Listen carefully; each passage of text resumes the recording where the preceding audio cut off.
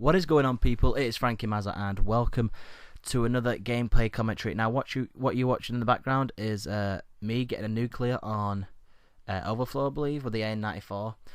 And this video, I'm just going to be talking about how to get a nuclear and tips that maybe you can take away with you. Maybe you've not got a nuclear yet, or maybe you've got a nuclear and you're struggling to get another one. So I'm just going to maybe give you some of my tips that I use that maybe could help you out. Now, I play a really patient game in this one.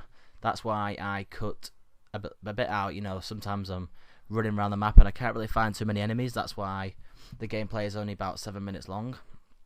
But yeah, I want to talk to you about little things that I do when I'm really going for nuclears that I usually end up getting one.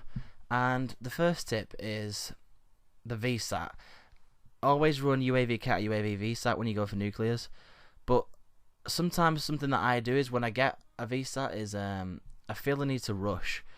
And the way to think of it when you get a VSAT is it's more to keep you alive than to getting kills. So when you get a VSAT, I want you to aim for just trying to stay alive and trying to, you know, because if you think about it, if you get a VSAT when you're on a 10 kill streak, if you can put together another like 5 or 6 kills before it fades away, then you know you're already on a 17 kill streak, and you know you're close to your next VSAT. You know, you should be like 2 or 3 kills off your VSAT if you can get 6 or 7 kills. So you know there is no need to rush really when you get a VSAT. That's what people make a mistake, and that's what I do a lot. I always think, right, I'm gonna get an amazing gameplay, you know, 100 odd kills. It's not the case. If you want to get a nuclear, then you know try not to challenge people too much. Try to let them just run into you, so you get the advantage. Because if you're having one-on-one gunfights with people all the time, you know, winning 30 one-on-one gunfights is extremely hard to do. It's best to catch people when they're off guard, and that's why a lot of the times you'll see me use a suppressor on my gun, because you know when they don't know where the bullets are coming from, it gives you just a bit more time to get your shot on target. And when you're running into multiple enemies, they won't know where you are. If you're at the back of their spawn, you can just be a bit of a nuisance and just pick up a few enemies and pick up your kill streaks. And I also like to run a bouncing Betty. I know when people are going for nuclears, they use a C4 often, but so many people these days have flat jacket on that it can sometimes get you killed, because you'll throw a C4 at them, they'll take it like a boss with their flat jacket, and then they'll kill you, which is extremely frustrating.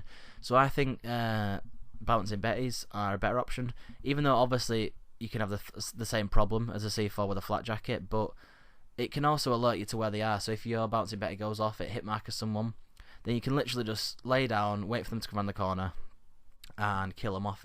Some people might call it camping. I don't think that's camping really. It's playing smart. If you're going to go and challenge them, then you know you could take some damage, then another enemy could just finish you off. So it's just all about playing smart, playing around the map, and also play to the enemies. Like, what are they doing? Are they throwing a lot of counter UAVs up? Are they throwing a lot of EMPs? In that case, you can use a hardwired class, which you know completely stops EMPs and counter UAVs, because I know firsthand how annoying they can be. And I always have a hardwired class in my creator class selection, because it's a really handy perk that not a lot of people use. What else can you use? Scavenger is a great perk. Obviously keeps your bullets up, and it keeps your equipment refilled, so you've always got bouncing Bettys to throw down to watch your back for you. And you'll always see me do this actually in gameplays as well. I'll always pick up another gun in the ground as a secondary.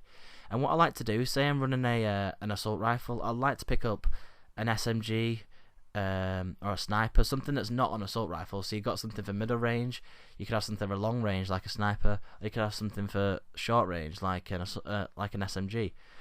So I always try to pick something that's not in the same class. Like, for example, if you've got a sniper, pick up an SMG, or if you've got a shotgun, then get something for long range like an LMG. You know, something that can really help you out. This can save your life so much, and it's just a really good habit to get into. Whenever you run over a gun, just quickly press X, or is it circle on PS3 on 4, I think it is. But yeah, just press the button to pick up the weapon, and then you've got at least a backup weapon. Because I don't run secondaries very often. Like, I don't know, I just don't do it. I prefer to run loads of perks and loads of attachments for my gun. So it's a really good idea just to pick up weapons and use them as backups. So as a little summary, guys, play patient, play to your enemies, and choose the right class. You know, I always, if I'm running assault rifles, I always run stock and suppressor. I think they're the two best attachments, and then put loads of perks on like Ghost, Hardline. Hardline is a great perk if you're going for nuclears, but just because it helps you get your kill streaks quicker, and that always helps. But yeah, that's about it, guys. There is a part 2 to this video, which is how not to get nuclears, and that's just basically telling you about all the mistakes you can make when you're going for a nuclear. So be sure to tune into that one, and I will see you soon, guys. Enjoy the rest of your day, and subscribe to see more. See you guys.